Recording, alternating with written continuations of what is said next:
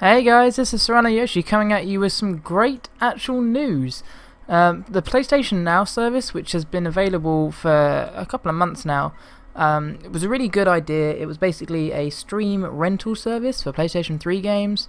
The list was about 100 plus games, great titles, but the money was a little bit odd. It was like you can rent it for like $1.99 for a day or $3.99 for a week, and I'm personally someone who doesn't like the idea of renting a game and having it for a limited amount of time. I want to be able to play it when I want to and not have to commit myself to that certain game. So I thought to myself, do you know what, it's a good idea, but I probably won't get around to doing it. And I said to my friend, Dan Clark, I would subscribe to a service like that, however. If it was like £10-15 a month, and then you could do however you want, I would be on that. And lo and behold, PlayStation now has a subscription plan.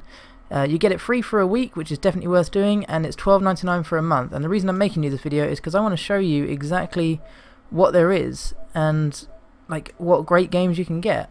And also going to do a short demonstration as well. So first of all, like if we sort by release date, there are some pretty recent titles on there. Heavenly Sword doesn't count, but there's like Killzone 3, the Walking Dead games, you know, loads of different titles. But if we go to by A to Z, there we go. There's some like really hidden gems on here, like things like you know, for some reason Bioshock Infinite is apparently a great game. Never played it myself, but apparently you got Catherine, which is a great puzzling game. Braid is on there, Crazy Taxi, Dead Island, Darksiders 1 and 2, Dead Rising 2, 2 Dirt games, Dragon's Dogma Dark Arisen, which is a fantastic RPG. But take this for example. If you wanted to rent it, you get $4.99 for 2 days or $7.99 for 30 days, and you could go out and buy it on PS3 for £8 these days. So I was a bit apprehensive, as to whether you got Formula 1. There was a lot of games on this list, but if you subscribe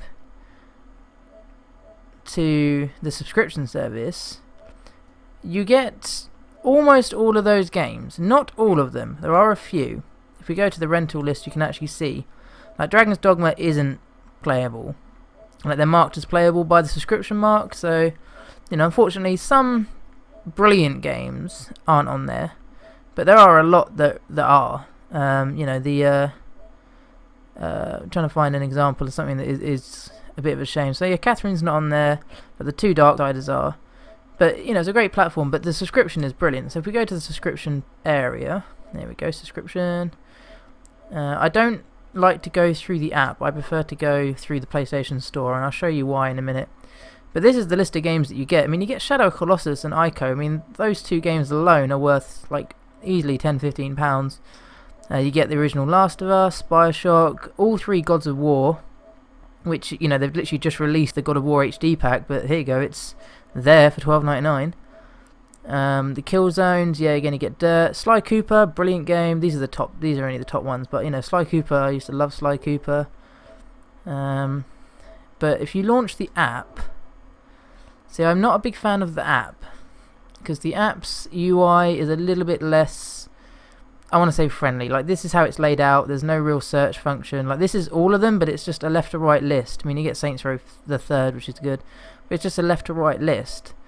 And no one really wants to go through that, which is a bit of a shame. There's the top runs, the PS exclusive multiplayer games. I haven't tested online multiplayer, but we did test local multiplayer. We played a bit of Ultra Street Fighter, and my girlfriend kicked my ass. But it works. 2 controllers connect up as normal. I haven't tried online multiplayer just yet, but it is on the list of things to do. Infamous 1 and 2. There's a lot of all 3 good Saints Row games. They're on there.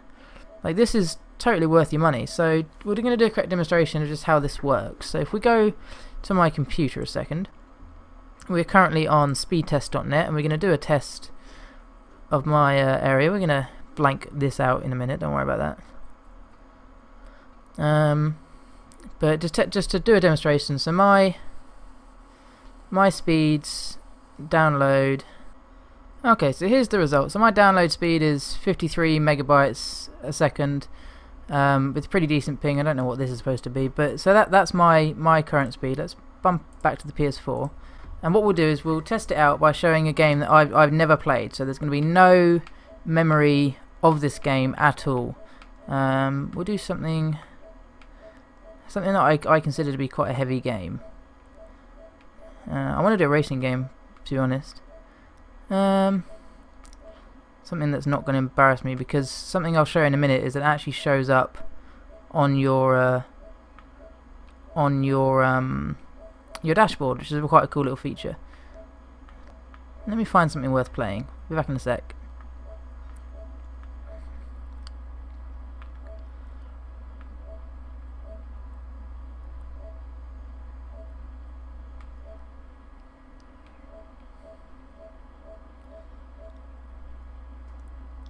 Okay, so we're going to go Shadow Colossus, and I'm just going to select it now, and this will be in real time how long it takes from activation to being able to play. So you can see it's preparing the game. You get a reasonable, interesting loading screen.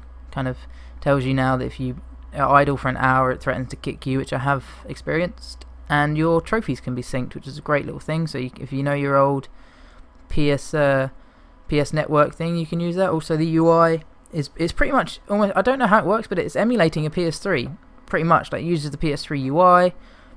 It's very clever. We'll show you that in a minute. So yeah, you do. I've only had that once. The quality dropping. I've only had the quality dropping once. That was during Street Fighter 2 player, but not when I was doing Formula 1. That is the only time I've had any issues with it. Other than that, the game, I played MotorStorm Apocalypse for a long while. But as you can see, this is taking a short amount of time compared to when you just straight up boot up even an on-console game. This does seem to take a while. But still, there's no real installation. There's no downloading. It's, connecting you to a server, and that server then boots up the game. My theory is that there's a room somewhere filled with 20 or so PS3s and one poor man called Jerry, who's running around right now trying to find the disc of Shadow Colossus to shove in one of these consoles and then send it to me. He's like, dude, I can't find Shadow Colossus. And then another guy called Fred is like, it's in number 4, get it out now. That's my theory, but I'm guessing there's probably emulating them somehow.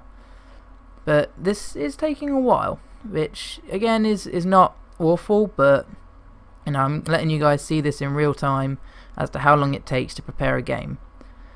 We're also going to launch a game that I've already had installed or already had played and see how quickly that's up in comparison. So here we go. It seems to be tripping itself over now, and then it will start.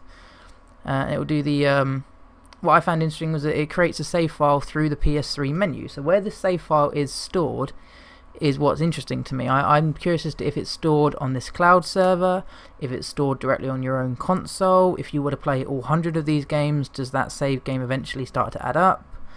It's interesting, but you get signed in. You can see the old style PlayStation 3 logo there, and there wasn't actually a save. Oh, we haven't actually created a save file. Yeah, that'd be why. But if this all goes properly, it should boot up. I haven't actually played Shadow Colossus on PS3, so I don't know how long this usually takes. There we go. I will admit that the Formula 1 2013 rendition is very accurate. It even has the ridiculously long autosave times, which upset me graciously. We're going to skip this if we can. And if you actually press the PS button, so there we go. So it works pretty much as expected. If you press the PS button, you get a very similar old menu, and you can actually return to the home screen without closing the PS Now game, which works pretty simply, and then it will go back in.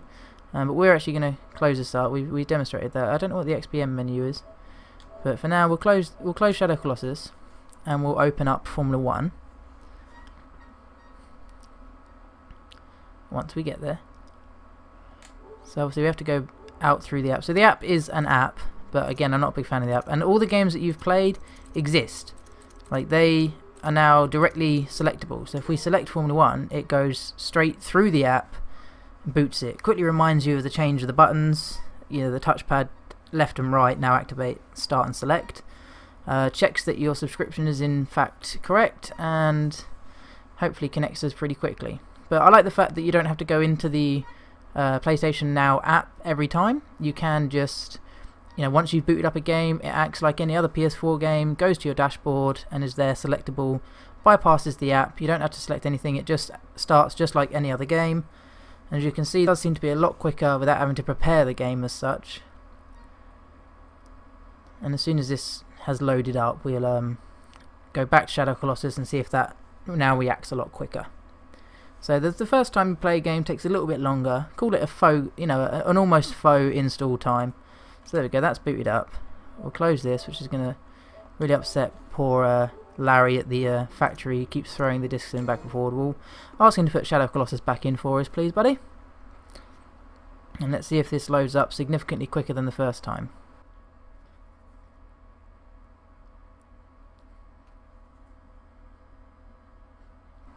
There we go. It was a little bit quicker, but it did still take a while. But it's definitely quicker than the initial install. So there was a little bit of work in the background, but other than that, it does seem to be, I don't know, it's a great thing. So if you've got a PlayStation 4 and you never got to play PS3 games like me, this is probably the best thing that they've ever put in. So I suggest it for anyone. Hopefully this video has helped you learn a little bit more about PlayStation Now. And enjoy it, enjoy those old school games, and I will see you in one of my other videos. If you enjoyed it, please like, it helps out a lot. Even comment or subscribe. I've been CyranoYoshi, and this has been a quick look at PlayStation Now. See you all later. Ciao!